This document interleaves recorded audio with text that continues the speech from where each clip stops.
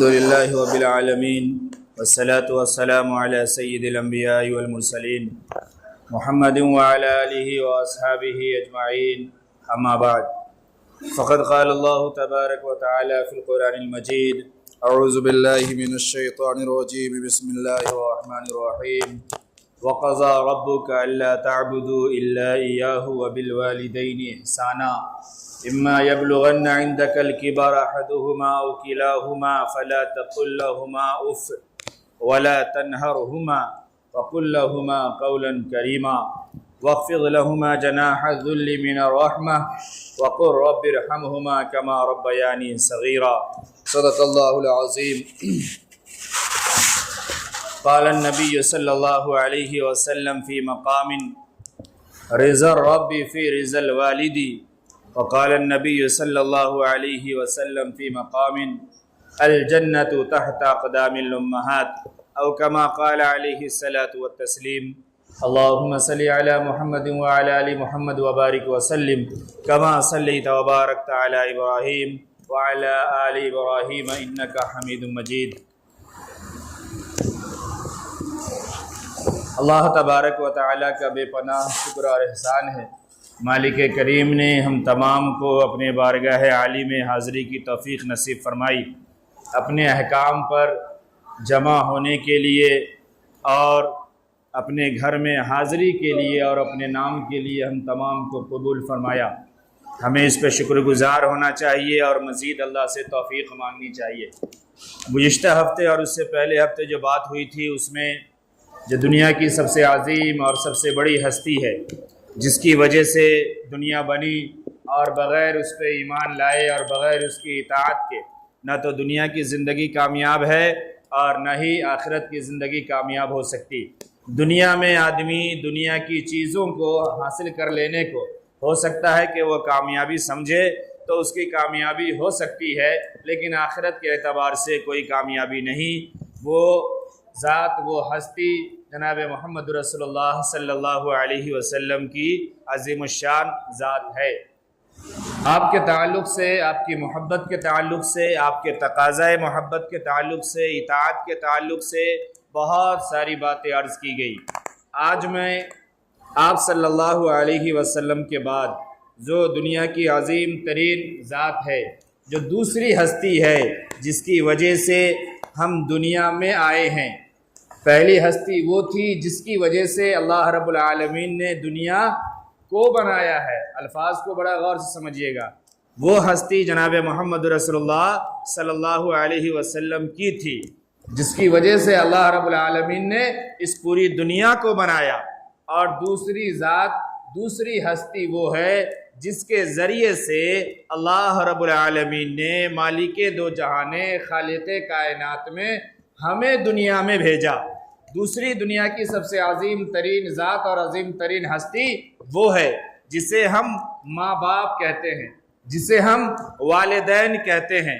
بغیر ماں باپ کی اطاعت، بغیر ماں باپ کے حسن سلوک، بغیر ماں باپ کے ساتھ محبت کی انتہا کے انسان کامیاب نہیں ہو سکتا.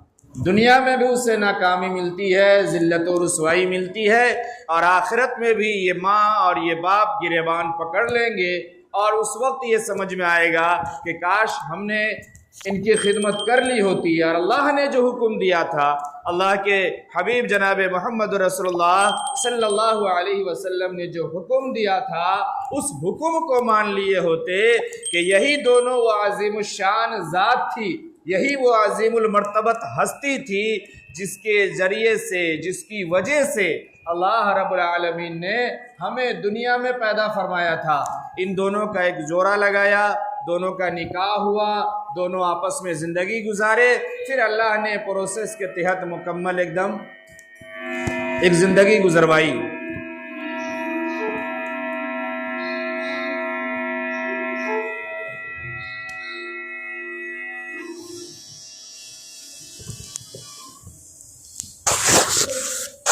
تو اللہ رب العالمین نے ماں باپ کے ذریعے سے دنیا میں ہمیں بھیجا، دنیا میں ہمیں پیدا فرمایا.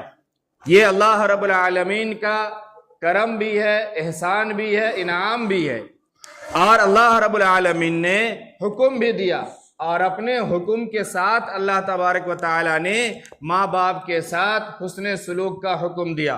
فرمایا وَقَضَىٰ رَبُّكَ أَلَّا تَعْبُدُوا إِلَّا إِيَّاهُ، اللہ تبارک و تعالی یہ حکم دیتے ہیں، یہ حکم ہے کہ تم اللہ کے علاوہ کسی کی عبادت مت کرو۔ الا ایاہ، عبادت صرف اللہ کی ہوگی، پرستش صرف اللہ کی ہوگی، دعاؤں کے لیے ہاتھ اللہ کے پاس اٹھاؤ گے، اللہ کے دربار میں مانگو گے، اللہ کی عبادت کرو گے۔ خالق وہی ہے، مالک وہی ہے، حاکم وہی ہے، رازق وہی ہے، ساری جہان کا پالنہار اور پروردگار وہی ہے، اسی کے سامنے اللہ تعبدوا الا ایاہ، یہاں تک اللہ نے اپنی بات بتائی۔ اس کے بعد دوسرا کوئی مسئلہ نہیں دیا، دوسرے کوئی احکام نہیں دیے، دوسرے کسی ذات کا تذکرہ نہیں کیا، بلکہ اس آیت کو آپ اگر دیکھیں تو جناب محمد رسول اللہ صلی اللہ علیہ وسلم کی عظیم ذات کا بھی یہاں پہ تذکرہ نہیں کیا، اور کسی چیز کا تذکرہ نہیں، بلکہ اللہ نے فرمایا وَبِالْوَالِدَيْنِ إِحْسَانًا، اپنے ماں باپ کے ساتھ اچھا معاملہ کرنا، حسن سلوک کرنا۔ احسان کا معنی یہ نہیں ہے ماں کو کپڑے دے دینا، احسان کا معنی یہ نہیں ہے ماں کو کھانا دے دینا، احسان کا معنی یہ نہیں ہے کہ ماں کو دوائیں دے دینا، یہ احسان کا معنی نہیں ہے۔ احسان کا معنی یہ ہے کہ بغیر ماں باپ کی ضرورت کے اور بغیر ماں باپ کے مانگے اور ضرورت محسوس کیے ہوئے اس کی ضرورت پوری کی جائے، یہ احسان ہے۔ احسان یہ ہے کہ جب ہم ماں باپ کو کچھ دے رہے ہوں تو ماں باپ ہماری چیز کو قبول کرنے سے پہلے خوشی کے مارے جھوم جائیں اور دعائیں دینے لگے، یہ احسان ہے۔ آج ہم غور کریں اپنے آپ پہ کہ اگر ہم دیتے بھی ہیں تو کیسے دیتے ہیں، اور اگر دیتے ہیں تو دوسروں کے سامنے ہم احسان جتلاتے ہیں۔ اگر ہم دیتے ہیں تو بھائی کے سامنے احسان جتاتے ہیں، دوسرے رشتہ داروں کے سامنے احسان جتاتے ہیں، ماں کو ہم دیتے ہیں، باپ کو ہم دیتے ہیں، ماں کو ہم کھلاتے ہیں، ماں کی ذمہ داری ہمارے اوپر ہے، یہ ہم کہتے ہیں۔ جس ذات کو اللہ نے دنیا میں بھیجا اس کی ذمہ داری ہمارے اوپر کیا ہوگی؟ ذمہ داری تو ہماری اس کے اوپر تھی جس نے ننھے سے پال پوس کے پیشاب پاخانے پر سے اٹھا کر کے گندگی اور کچڑوں سے اٹھا کر کے چلتا پھرتا حسین خوبصورت نوجوان بنا دیا۔ کہ آج ہم اپنے کو کچھ کہہ سکتے ہیں؟ آج ہم اس ماں باپ کے سامنے اکڑ جاتے ہیں، کھڑے ہو جاتے ہیں، اگر کرتے بھی ہیں تو ایک رسم کی ادائیگی کے طور پہ۔ زمانہ کیا کہے گا، لوگ کیا کہیں گے، رشتہ دار کیا کہیں گے، ہم اس لیے اس کام کو کرتے ہیں۔ اللہ نے فرمایا نہیں وَبِالْوَالِدَيْنِ إِحْسَانًا، اللہ نے یہ حکم نہیں دیا کہ تم انہیں کھانا ضرور دینا، تم انہیں کپڑے ضرور دینا، رہنے کے لیے گھر میں رکھنا، یہ نہیں، احسان کا معاملہ کرنا۔ اور اتنا ہی نہیں، آگے اللہ نے اور سمجھایا وَبِالْوَالِدَيْنِ إِحْسَانًا، فرمایا اِمَّا يَبْلُغَنَّ عِنْدَكَ الْكِبَرَ أَحَدُهُمَا، اگر ان دونوں میں سے کوئی ایک بھی یا اگر دونوں بوڑھے ہو جائیں، ارذل عمر کو پہنچ جائیں، اب ان کے دماغ پورے طور پہ حواس کام نہ کر رہے ہوں، جسم میں بھی کمزوری آ گئی ہو، بولنے میں بھی سمجھ نہیں پا رہے ہوں کہ ہم کیا بول رہے ہیں، ہو سکتا ہے کہ وہ کوئی بات محبت میں اچھی کہہ رہے ہوں مگر کہہ نہیں پا رہے ہوں، اگر بڑھاپے کی عمر کو پہنچ گئے ہیں، فَلَا تَقُلْ لَهُمَا اُفْ، تو ماں باپ کو اف مت کرنا، ان کی کسی بات پہ انگلی مت اٹھانا، کسی معاملے میں ٹانگ مت اڑانا، اگر وہ کہے سن لینا، سمجھ لینا، محبت سے جواب دینا۔ فیصلہ تو ہماری زندگی کا ہمیں کرنا ہے، ان کی بات کو صرف سن لینا ہے، ان کی محبت کو صرف قبول کر لینا ہے، یہ ہے۔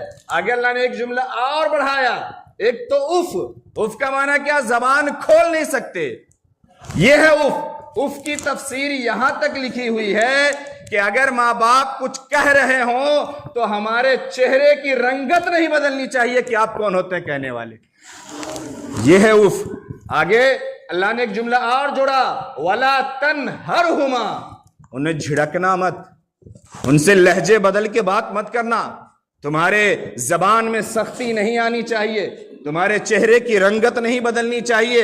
یہ ماں باپ ہے جس کے ذریعے سے تمہیں دنیا میں آنا نصیب ہوا ہے، جس کی وجہ سے تمہیں زندگی ملی ہے، جس کی وجہ سے تمہارے بچپن کے سڑے گلے دن کٹے ہیں، پیشاب پاخانے کے دن کٹے ہیں، نہ جانے کتنی آزمائشوں اور مشقتوں کے بعد اس ماں نے اور اس باپ نے تمہیں پال پوس کر کے آج اس قابل بنایا اور اس حیثیت کا مالک بنایا ہے۔ اس لیے کبھی اس کے سامنے نہ تو زبان کھلنی چاہیے، نہ تو تمہارے چہرے سے بھی ناگواری ظاہر ہونی چاہیے۔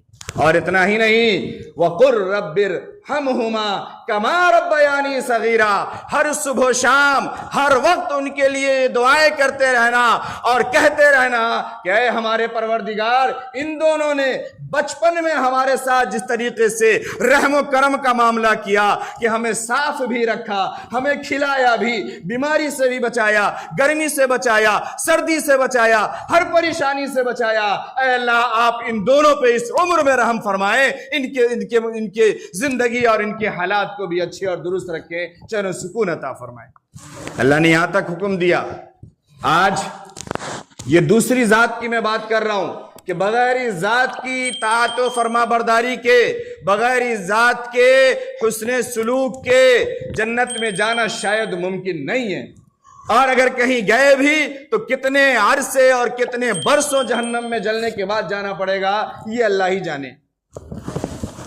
یہ آسان بات نہیں۔ جناب محمد رسول اللہ صلی اللہ علیہ وسلم نے فرمایا رضا الربی فی رضا الوالدی۔ آج اگر ہم کوئی کام کرتے ہیں، ہم کہتے ہیں ہم تو اللہ کے لیے کر رہے ہیں، گھر کو چھوڑ رہے ہیں، باہر اڑا رہے ہیں، اب باہر اڑانے کے بعد یہ کام بھی تو دینے کا نہ ہے، ہم بھی تو اللہ کے لیے نہ کر رہے ہیں۔ یہ اللہ فرما رہے ہیں رضا الرب، جناب محمد رسول اللہ صلی اللہ علیہ وسلم کا فرمان رضا الربی فی رضا الوالدی۔ اگر رب کی رضا چاہتے ہو، اگر یہ چاہتے ہو کہ اللہ خوش ہو، مالک کائنات خوش ہو، عرش و کرسی کا مالک خوش ہو، اگر اس رب کریم کی رضا چاہتے ہو تو ماں باپ کو راضی کرو۔ یہ ہے رضا الربی فی رضا الوالدی۔ ساری دنیا ہم سے راضی ہے، ساری دنیا ہماری فالوور ہے، اور ماں باپ گھر میں کس حال میں ہیں؟ کبھی ہم نے سروے کیا، کبھی ہم نے دیکھا، کبھی ہم نے پوچھا کہ کیا معاملہ ہے ہمارا؟ آقا صلی اللہ علیہ وسلم نے فرمایا اگر رب کو ناراض کرنا ہے، ماں باپ کو ناراض کر دو، کافی ہے۔ اگر ماں باپ راضی ہو گئے، رب راضی ہو جائے گا۔ اس لیے کئی مرتبہ جب اس کو بیان کیا جاتا ہے تو ایک چیز اور ہے، ہم یہ سمجھتے ہیں، ایک حدیث جو اگلی میں پڑھا، آقا صلی اللہ علیہ وسلم نے فرمایا الجنت تحت اقدام الامہات، کہ دیکھو جنت یہ تمہارے ماؤں کے قدموں کے نیچے ہے۔ میں خصوصاً اس وقت کے نوجوانوں سے یہ جملہ کہنا چاہتا ہوں، یہ اکثر اس وقت میں دیکھنے کو مل رہا ہے کہ مائیں بڑی شاطر ہیں، بڑی چالاک ہیں، وہ باپ کو ظالم کے روپ میں پیش کیا ہے اولاد کے سامنے۔ ماں گھر میں پیاری ہے، ماں اچھی ہے، باپ ظالم ہے، ہر جملے میں یہ سکھایا ابو ماریں گے، پاپا ڈانٹیں گے، پاپا یہ کریں گے، پاپا وہ کریں گے، اس کے پیسے سے سارا خرچ یہ اٹھا رہی ہے، اس غریب کی کمائی کو اپنے جیب سے یہ اڑا رہی ہے، اور اسی کو ظالم ٹھہرا دیا۔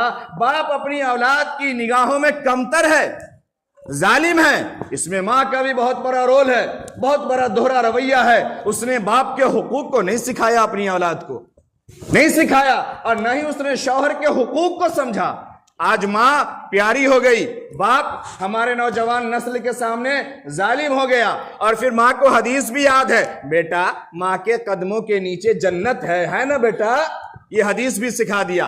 یہ حدیث ہے، ماں کے قدموں کے نیچے جنت ہے، لیکن جنت جہاں ہے وہاں جانے کے لیے ایک راستہ بھی ہے۔ جناب محمد رسول اللہ صلی اللہ علیہ وسلم نے فرمایا والد تمہارے باپ یہ جنت کے دروازہ ہیں، یہ جنت کے دروازہ ہیں۔ ماں نے قدموں کے نیچے جنت تو دکھا دی، لیکن راستہ کہاں دکھایا؟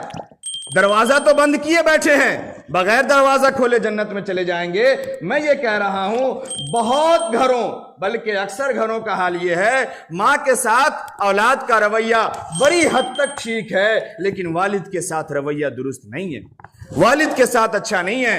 نوجوانوں، میرے بھائیوں، بیلنس بناؤ۔ اللہ نے آیت میں دونوں کا حکم دیا ہے، اور صاف صاف فرمایا ہے اہداہما تنہرہما، دونوں کو حکم دیا کہ دونوں میں سے کوئی بھی ہو کسی کے بھی ساتھ تمہارے معاملات بگڑنے نہیں چاہیے، انداز بگڑنا نہیں چاہیے، لہجہ بگڑنا نہیں چاہیے۔ یہ ماں باپ، یہ وہ ہستی ہے، یہ وہ ذات ہے جس پہ جتنی باتیں کی جائے کم ہیں، جتنے واقعات آپ کو سنائے جائے وہ کم ہیں۔ احادیث میں بے شمار واقعات بھرے پڑے ہوئے ہیں ماں باپ کی محبت کے اور اطاعت کے، اور ایک حدیث میں تو یہ بھی ہے کہ اگر والدین کسی بات پر اولاد کے ٹکڑے ٹکڑے کر دے یا اسے آگ میں جلا دے، تب بھی اولاد کو یہ حق نہیں ہے کہ وہ چوں کرے۔ یہاں تک حکم ہے۔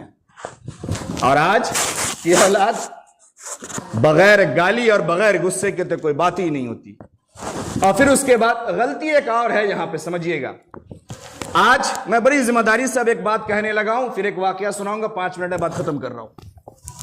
بڑی ذمہ داری سے، آج ہم والدین نے اور ماں باپ نے بھی اپنی اولاد سے محبت نہیں کیا ہے۔ یہ جملہ لکھ لیجیے آپ۔ وہ لاڈ کہہ سکتے ہیں، ہم لاڈ کرتے ہیں، دلار کرتے ہیں۔ ہمارے گاؤں میں ایک زبان چلتی ہے، ایک بھاشا، چھچھا دلار کرتے ہیں۔ مانا اگر کوئی کسی سے محبت کرتا ہے نا تو اس کی حقیقی بھلائی چاہتا ہے۔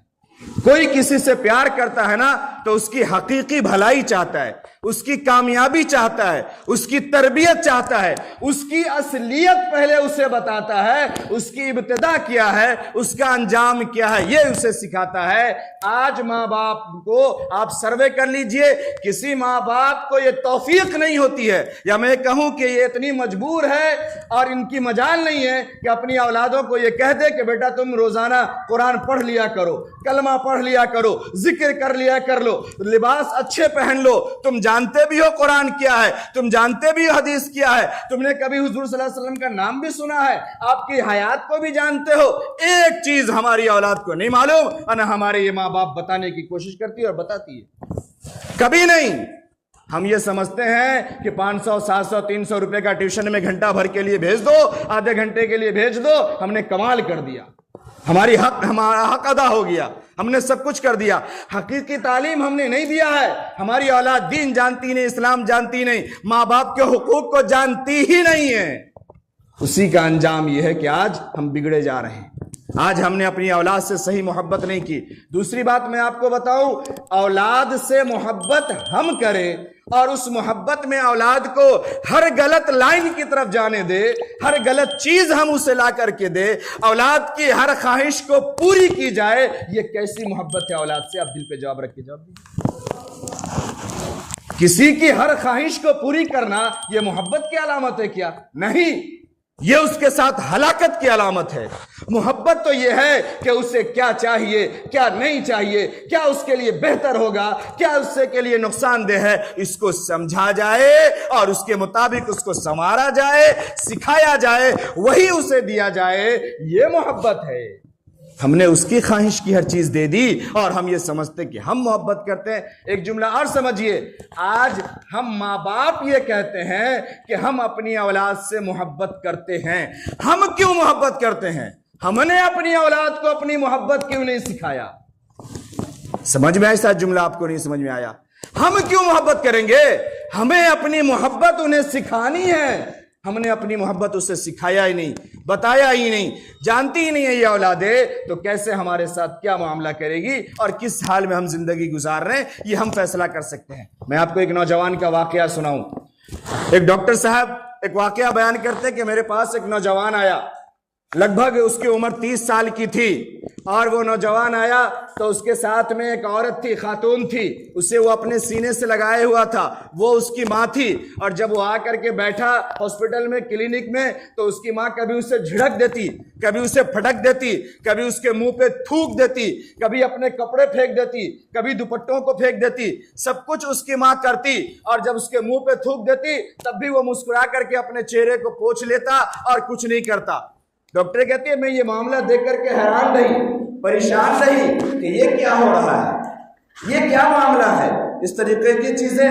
تھوڑی دیر کے بعد جب ڈاکٹر اس نوجوان کا نمبر آیا، ڈاکٹر کے چیمبر میں جب وہ آیا ہے اپنی ماں کو لے کر کے، ڈاکٹر کے چیمبر میں جیسے اس کی ماں آئی، زور زور سے ہنسنے لگی پاگلوں کی طرح ایک دم۔ اور پھر اس کے منہ پہ تھوک دیا. پھر وہ منہ کو صاف کر رہا ہے وہ نوجوان. بڑے غور سے سمجھیے گا واقعے کو. اور اس کے بعد وہ ٹیبل کے چاروں بغل گھومنے لگی. ڈاکٹر نے پوچھا یہ کون ہے؟ نوجوان نے کہا یہ میری ماں ہے. کون ہے؟ کہا یہ میری ماں ہے. ڈاکٹر نے کہا اسے یہاں کیوں لائے ہو؟ اسے کیا ہوا ہے؟ نوجوان نے کہا یہ اس طریقے کی حرکت کیوں کر رہی ہے، اسے کیا ہوا ہے؟ نوجوان نے کہا یہ میری ماں ہے اور یہ پیدائشی طور پر دماغ سے کمزور ہیں، ان کی دماغی حالت ٹھیک نہیں ہے، پیدائشی طور پہ یہ اس طریقے کی ہیں. ایک جملے میں آپ سمجھ لیجئے کہ یہ کہہ سکتے ہیں کہ یہ پیدائشی طور پہ پاگل ہے. ڈاکٹر پریشان، کیا اسے یہاں کیوں لائے ہو؟ کیا اس کا بلڈ پریشر ہے یا شوگر ہے اس لیے لے کر کے آئے ہیں؟ ابھی بات کر ہی رہی ہے، ماں نے پھر چہرے پہ تھوک دیا. پھر اس نے صاف کر لیا منہ کو. ڈاکٹر نے ایک اور جملہ بیچ سے پوچھا، کہا یہ پیدائشی طور پہ دماغی کمزور ہیں، آپ دنیا میں کیسے پیدا ہو گئے؟ آپ دنیا میں کیسے ہیں؟ حیرت سے اس نوجوان نے بڑی خوشی جواب دیا. کہا کہ میرے دادا جان نے میرے والد کا نکاح کر دیا ان سے کہ شاید نکاح کے بعد کوئی اولاد ہو، اولاد کے بعد ہو سکتا ہے کہ ٹھیک ہو جائے، ایسی کیفیت کبھی ہوتی ہے، مگر جو خدا کو منظور تھا یہ ٹھیک نہ ہو سکی. اگلی کہانی، کہا میرے والد 1 سال میں ہی انہیں طلاق دے دیا اور یہ میری ماں ہے، اسی حالت میں یہ تب سے ہے. اس وقت میں 30 سال کا ہوں اور میں انہی کی خدمت کرتا ہوں. میں 30 سال کا ہوں، انہی کی خدمت کرتا ہوں، کھانا میں پکاتا ہوں، کپڑے میں دھلتا ہوں، اسے کھلاتا بھی ہوں، پلاتا بھی ہوں، اور جب میں سوتا ہوں رات کو تو اپنے پاؤں کو ان کے پاؤں کے ساتھ باندھ کر کے سوتا ہوں تاکہ اگر میرے سوتے ہوئے یہ اٹھ کر کے بھاگ جائے، کہیں نکل جائے تو مجھے پتہ چل جائے یہ میری ماں ہے.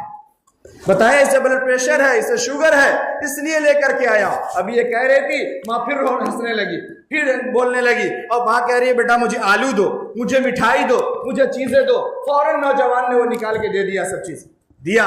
اس کے بعد کہا اچھا یہ بتاؤ، اب جملہ سمجھیے گا، میں بات سمیٹ رہا ہوں، جملہ سمجھیے گا. ڈاکٹر نے کہا یہ تو آپ کو پہچانتی بھی نہیں ہے، کیا آپ جانتے ہیں کہ یہ آپ کو جانتی ہے کہ آپ اس کے بیٹا ہیں؟ اس نوجوان نے جواب دیا نہیں، خدا کی قسم یہ نہیں جانتی کہ میں ان کا بیٹا ہوں. اگلا جملہ سمجھیے گا، خدا کی قسم یہ نہیں جانتی کہ میں اس کا بیٹا ہوں، مگر قسم اس رب ذوالجلال کی، قسم ہے اس مالک کی جس نے مجھے پیدا کیا ہے، وہ جانتا ہے کہ یہ میری ماں ہے. یہ نہیں جانتی، یہ پاگل ہے، لیکن وہ جانتا ہے جس نے مجھے پیدا کیا ہے کہ یہ میری ماں ہے، میں اسی کی خدمت کرتا ہوں، اسی کے سہارے جیتا ہوں. ابھی وہ بات کر ہی رہی، ماں کہنے لگی بیٹا تم جھوٹے ہو، بیٹا تم مکار ہو. کہ امی کیا ہوا؟ کہنے لگی تم نے کہا تھا تم سے کہ مجھے مکہ لے چلو، تم مجھے مکہ نہیں لے جاتے، مجھے مکہ لے چلو. ماں نے، بیٹے نے جواب دیا پیار سے، کہا امی میں نے کہا ہے نا کہ جمعرات کو لے کے چلوں گا آپ کو. ڈاکٹر نے کہا آپ انہیں مکہ لے جاتے ہیں؟ کہا ہاں لے جاتا ہوں. کیا ان پر تو شرعی حکم واجب نہیں ہے، شرعی ذمہ داری ختم ہو چکی ہے. نوجوان نے کہا میں نہیں چاہتا کہ میری ماں کوئی خواہش کرے اور میں اس خواہش کو اگر پورا کر سکتا ہوں تو پورا نہ کروں، یہ میں نہیں چاہتا ہوں، اس لیے میں انہیں جب یہ کہتی ہے کہ مکہ جاؤں گا تب میں انہیں مکہ لے جاتا ہوں. کہتے اتنی گفتگو کے بعد نوجوان نکل گیا. ڈاکٹر نے اپنا دروازہ بند کر لیا. دروازہ بند کر کے ڈاکٹر کہتا ہے گھنٹوں روتا رہا، اور روتے روتے اس نے کہا کہ میں نے ماں باپ کے خدمت کی اور ماں باپ کے تعلق سے بہت واقعات سنے ہیں، بہت کچھ جان رکھا ہے، لیکن آج پہلی بار میں نے آنکھوں دیکھا، یہ دیکھا ہے کہ ماں کی محبت کیا ہوتی ہے اور ماں کی خدمت کیا ہوتی ہے. یہ نوجوان اگر چاہتا تو اس بوڑھی کو، اس ماں کو کسی پاگل خانے میں رکھ دیتا اور اپنی زندگی عیش کے ساتھ جیتا، خوشی خوشی جیتا، لیکن اس نے اس کو ترجیح نہیں دیا، بلکہ اسی ماں کے ساتھ اپنی جنت کے ساتھ اپنے گھر میں رہ رہا ہے اور اپنی زندگی میں اپنے جنت کو سنوار رہا ہے اور بنا رہا ہے. یہ ہے وہ نوجوان اور یہ ہے ماں کی خدمت. دعا کرے کہ اللہ رب العالمین ہم تمام کو بھی اور ہماری نوجوان نسلوں کو بھی سمجھ عطا فرمائے، ورنہ یہ وہ قرض ہے کہ ہم جو کر رہے ہیں یہ قرض دنیا میں اترتا ہے اور آخرت میں سوائے خسارہ کے کچھ نہیں ہے. رب ارحمہما کما ربیانی صغیرا، رب ارحمہما کما ربیانی صغیرا. اے اللہ، اے مالک کریم، ہم تمام کے والدین کے ساتھ رحم و کرم کا معاملہ فرما. اے اللہ، ہمارے والدین کے سائے کو ہمارے اوپر تادیر قائم فرما، اور اے اللہ ہم کمزوروں کو، ہم نافرمانوں کو، ہم بدبختوں کو وہ توفیق دے اور سمجھ دے کہ ہم اپنے ماں باپ کی خدمت کر کے جنت کے مستحق بن جائیں۔ وآخر دعوانا الحمدللہ رب العالمین۔